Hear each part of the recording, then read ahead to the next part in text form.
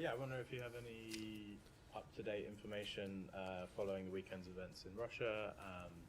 Particularly interested if the US is tracking changes to the status of the Wagner Group. I know Matt said the other day, talked about the Successor organization. You know, what is your view of what's going to be replacing Wagner's presence in some countries, particularly African countries where they're operating?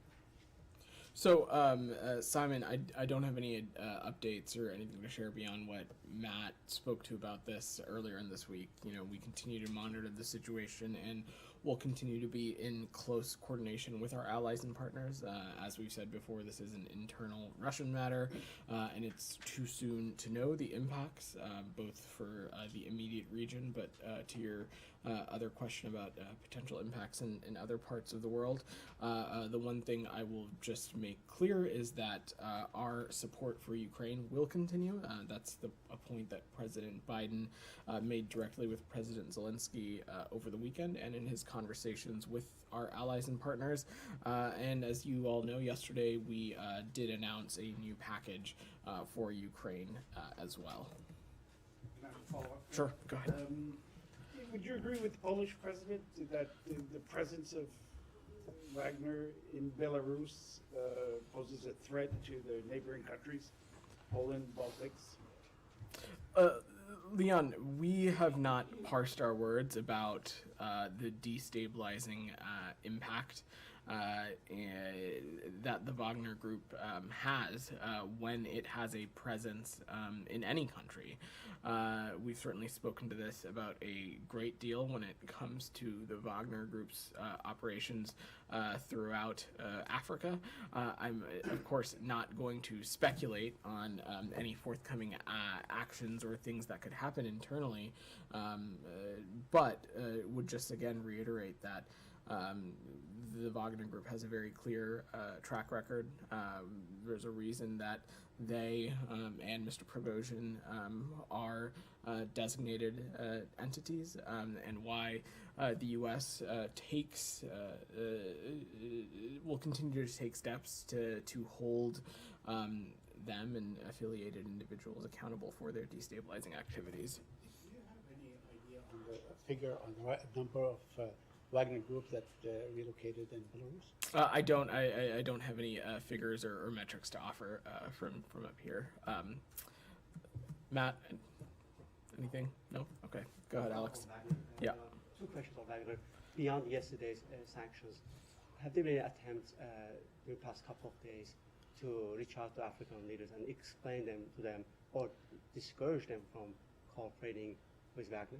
I'm certainly not going to get into specific diplomatic engagements or conversations that we've had, Alex, but we, as I've said, have not parsed words or been unambiguous about how we feel the Wagner Group operates, how we feel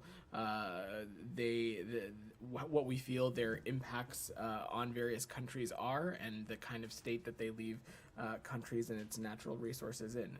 And so this is something that we'll continue to engage with our allies and partners on, including on the continent of Africa and elsewhere very regularly. Sure. Now that's fair enough. Now that Putin acknowledged that he has been funding Wagner Group, I'm just wondering if it changed your view of their presence in Africa and other countries. Do you see this as an invasion from Russia, or how do you name the name of this game? I don't have a new or updated nomenclature to offer you, Alex. What was true last week, which is that when the Wagner Group has a presence in a country, that country finds itself more susceptible to destabilizing actions. It finds itself more susceptible to its natural resources being exploited and taken advantage of. All those things that were true last week continue to be remain true today.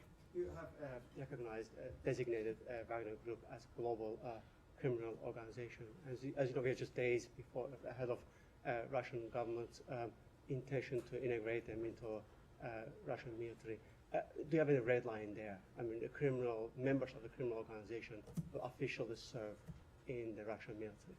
I don't understand your question, Alex. As you know, they cannot sign contracts with Wagner members. They have a deadline, till July 1st. Does it change your?